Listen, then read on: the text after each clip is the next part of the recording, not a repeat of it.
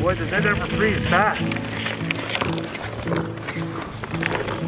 Oh yeah, you guys did this like 3 hours ago, right? Yeah, he put 3 layers already.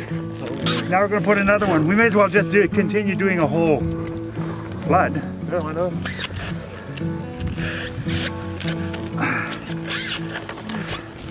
Oh, that's pretty Boy, will that make the ice nice. I remember the first time I went to Edward Carrier's for a haircut, and I was walking into the salon and some kids from Art City came and ran up and they asked where I was going, and I told them I was going to Edward's, and they ran in with me, and I was kind of like, oh, I don't know if it's okay for you guys to like come in here. And they were like, we come in here all the time, what are you talking about? And they ran right up to Edward's chair and they jumped toward the bowl of candy on his like by his mirror there, and he knew them all by name. And then they were like, you got any work for us today, Edward? And he was like, yeah, actually you can take out that garbage over there and I'll give you $5. And then they all like took out the garbage, and you know, and that was the first time that I saw that like he was such a pillar of the community. All the kids, all the people that I knew from Art City knew him too, and he knew them by name.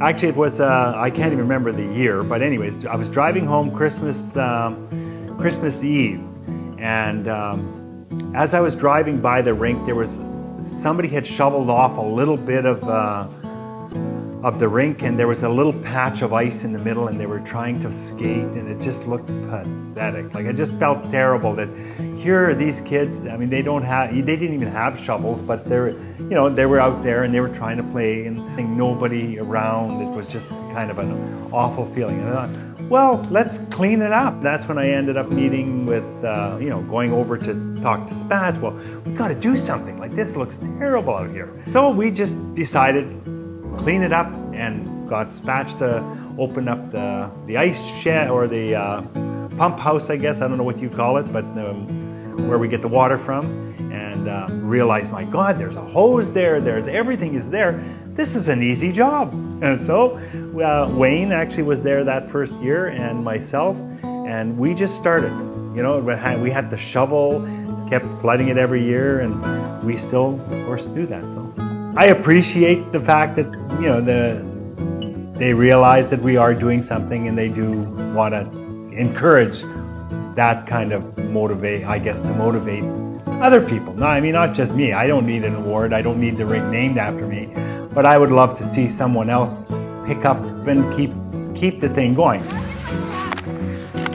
He's brought sort of the small town, you know, if you're into hockey and you know a lot about the history of hockey, and you watch Don Cherry and they talk about, you know, that one rink that was the center of attention, that brought everybody together in a town, that's exactly where Edward comes from. You know, they go to church and they have the thing that they do Saturday, Sunday morning, and then everybody be out at the rink and they'd clear it off, and the kids would play all day, and it was the focal point of the community where everybody came together, and friendships were formed. I was born in Benito, Manitoba, which is about 30 miles north of where I grew up in Santa Clara. As a kid, I remember my mom, and of course we didn't enjoy what we had to do because we were planting enough potatoes to supply what we thought was the world, because we had a field that we planted potatoes, and that included having to hill the potatoes, we had to weed the potatoes, we had to potato bugs, we had to pick them by hand. Like, it was an unbelievable, horrific thing to have to do. But then realizing that in the fall, after we had to go out and pick all these potatoes besides, that we'd always drop off a bag of potatoes for someone we knew, that my mom knew didn't have food or didn't have whatever. And it was very important to her, and we felt that we had to do that type of thing. It was very important to make sure that everybody was looked after. Most of it, like the snowblower over there and the equipment and all that we use, belongs to him, and so that's a big part. And you know, he's got a lot to do at his shop, yet he's still out here. Yeah, 5 o'clock, 6 o'clock some mornings we're out here shoveling to get it done so we can both get off to our jobs in the daytime and whatnot. And he puts in his day and he'll come back at night if it snowed during the day and do it again before he goes home. Once a year, Edward Carrier holds a big fundraising event at the salon where all of the hairdressers and folks that work there are encouraged to give all of their proceeds to a local charity.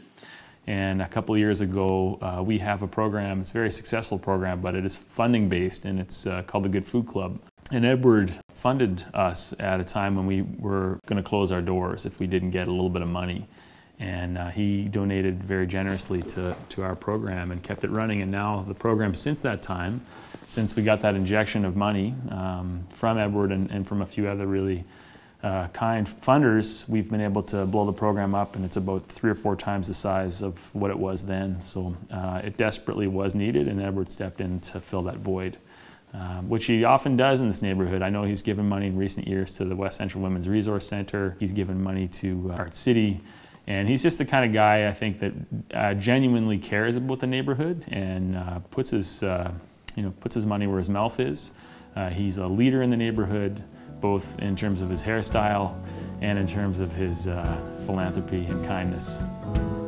Well, the reason I do it, yes, is because the kids in the area, of course, see what can be done, number one, and they come out and they use the ice. One of our clients donated hockey sticks and skates for the community center, and that's incredible. Now those kids that don't have skates, and the kids that come from the different areas show them how to skate just by being there, and it's turned out really well. Having the rink in the area has been a huge gift.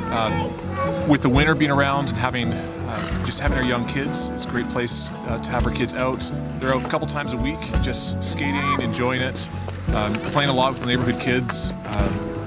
Yeah, so it's just a fantastic opportunity for our kids, fantastic opportunity for our community to connect with one another, and that's it's a big part of our life and a big part of our experience in the community, and so we're deeply grateful. As growing up in West Broadway Neighborhood Center, we did not have a lot of money, so Edward would help us out as kids to give us a few dollars. We'd go sometimes 3 of us, and he would split it in like $3 each. Yeah, he gives me free haircuts since I was like 10 years old, so I thank him for that. He's a big support in his community. He's a good man. I give back to the community because I feel it's so important to make sure that everybody has something, food, clothing, of course skating, and part of being just a healthy child and whatever, and helping in the neighborhood to show people that that's available and possible. I do it.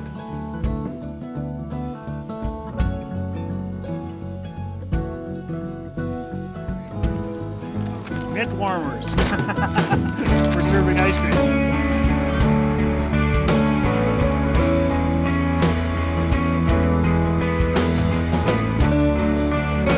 Celebrating kindness, dedication, and the spirit of volunteerism in the West Broadway community. The Edward Carrier Community Rink, January 2013. West Broadway Community in partnership with Art City, Broadway Neighborhood Center, Ray, West Broadway Community Organization, West Broadway Youth Outreach, and Woolsey Family Place. It just feels good to get recognized as far as everybody in the community, and it's nice to see that everybody's appreciative and lots of help coming up, I'm sure.